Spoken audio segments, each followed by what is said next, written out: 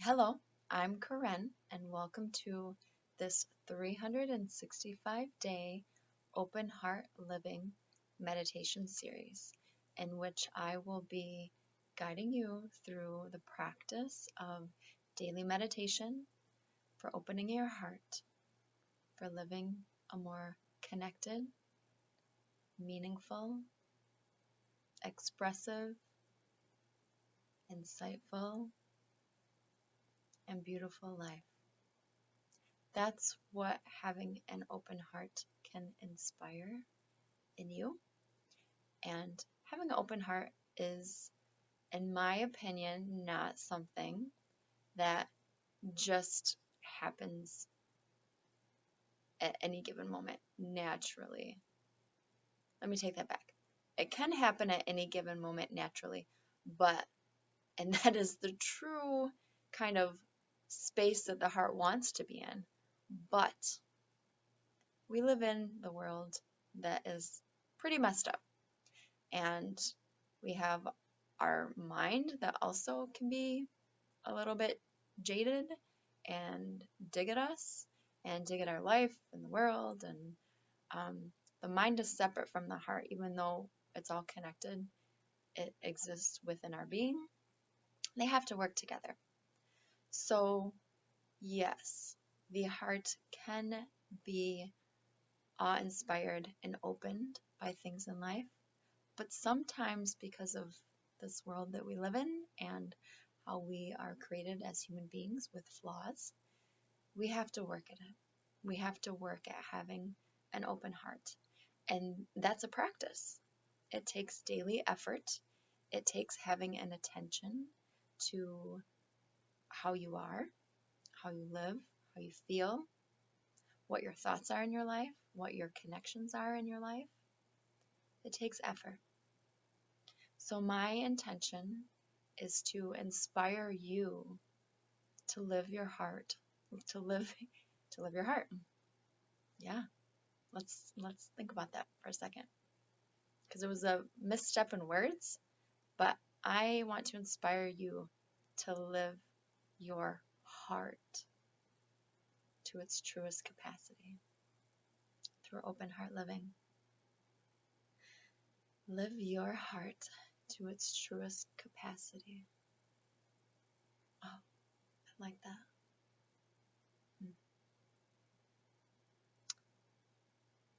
I am a better writer than I am a speaker.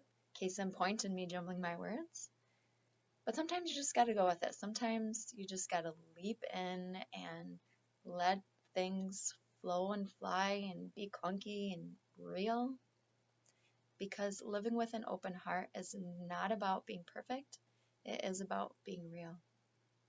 So this is my intro video introducing you to what I'm laying out as something that I will over time create 365 meditations.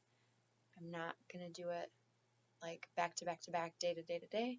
I want to be in the flow with my life and practicing having an open heart. So I'm just going to create new videos, new meditations when the heart is inspired to do so. But I invite you to start this journey with me, and I'll give you more detail on what that kind of looks like for you as I'm creating it.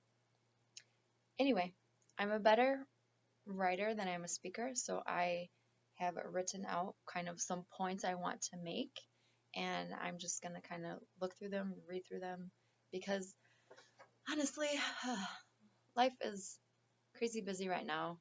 I'm just kind of tired, kind of exhausted because I've just been pushing myself, and I have a day job, and I have 2 children, and I am a widow, and I have, you know, lots of things to be responsible for and take care of and give attention to. So I am just going to make this simple for myself and read off of a piece of paper when I need to. So my purpose in doing this is that I want to inspire heart opening, because we all live better lives when our hearts are open. And if you reflect on if your heart is open, like in your life, and you think, I have a pretty open heart, good for you. If you reflect and feel like, my heart is not open at all, that's okay. Because I tell you what, the people who are in the space of feeling like they don't have an open heart are in the same space as the people who feel like they do. Because this is just a space for self-growth. And the person who feels like they don't have an open heart can grow just as much and just as exponentially as a person who feels like they have an open heart. Because the heart, there's no capacity to how big the heart can become, to how much love the heart can feel, to how much depth we can feel in living our life and being connected to the truth of what is in our heart. It's layered and it's huge and there's really no end. So you, wherever you are, you're in the same boat. Do not compare yourself. This is your journey. With an open heart, you are better able to feel, appreciate, and love your life. And that sounds pretty amazing to me. I hope it does to you. My intention is to give you a simple little blip of time daily. I'm aiming for it being about like 10 to 15 minutes. We don't need to take up a whole ton of time. I want this to be manageable for you and for it to flow in your day. You know, like if I'm giving you a practice that's like 30 minutes, 60 minutes, that's a lot to ask for. I just want to make like a little drop in your bucket, you know, daily, and we'll go from there. I want you to make the drop in your bucket daily is really what it comes down to. So blip of time daily to center on your beingness, to meditate, and to come into that space of allowing your heart to open. Because sometimes we have to consciously put down our mind and enter into the feeling sense, which the heart governs the feeling sense. So enter into that feeling sense and feel into our lives to connect with the heart. This is a practice for you to set up for inner opening of the heart to happen so that you can be more connected to yourself and to your life from the place that connects you, your heart. And why is it important to come at this as if it is a practice? Because meditation is a practice. It's something that you do every day or that you do when you feel inspired to do. Pick it up as often and as frequently as you can, as you want to, but don't just put it down and not pick it back up. Yeah, it's a practice. It takes effort and it takes attention to build upon the good that comes from having a practice of meditation and opening your heart. Because each time you come into this space of heart opening, like I said, you put a little drop in the bucket. One way that one of my meditation instructors kind of gave an analogy of it is that meditation is like building the Grand Canyon. It doesn't just happen overnight. The beauty in it does not just show up overnight. It's a continual, gradual process. But as the process goes, just know you are building something beautiful for yourself, within yourself, and something beautiful that then moves from inside of you out into the world around you. So take the time to join me in daily practice and see what the practice can give back to you as you open your heart to living. And then I wrote, life is beautiful, yet sometimes we don't see it this way. Sometimes you have to open your heart to be able to see from the view that no matter what is happening in your life,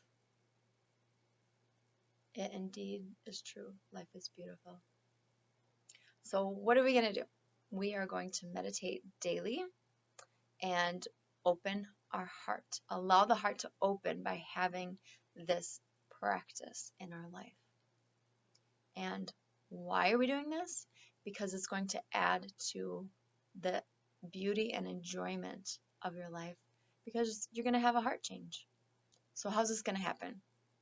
My intention is over time to create 365 meditations so that you can start on point A of 1 year and end on, circle around to point A again in a different calendar year, so that you have a full year of going to that space daily to meditate, to connect with yourself, and to open your heart.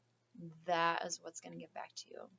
Now, because this is in creation for me, and I am going to just let it flow and let inspiration move me to create when the inspiration comes, what I encourage you to do is to watch whatever video, subscribe to this channel so that you know when new videos come out, and in between each video, just take the practice and run with it.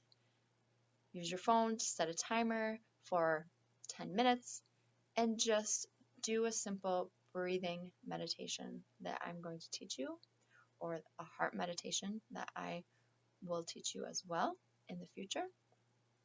Just spend time feeling your breath, feeling your heart, and give yourself that space for that heart opening to naturally happen. So what is my story? To give you a background of who I am a mom. I am a widow. I am an author, a meditation instructor, trained in acuenergetics as a practitioner and a meditation instructor. So an acuenergetics, it's an energy therapy. So I'm also an energy therapist. So I have a whole slew of knowledge and skill, and have been able to use these practices specifically in my journey as a widow and trying to maintain an open heart and living my life.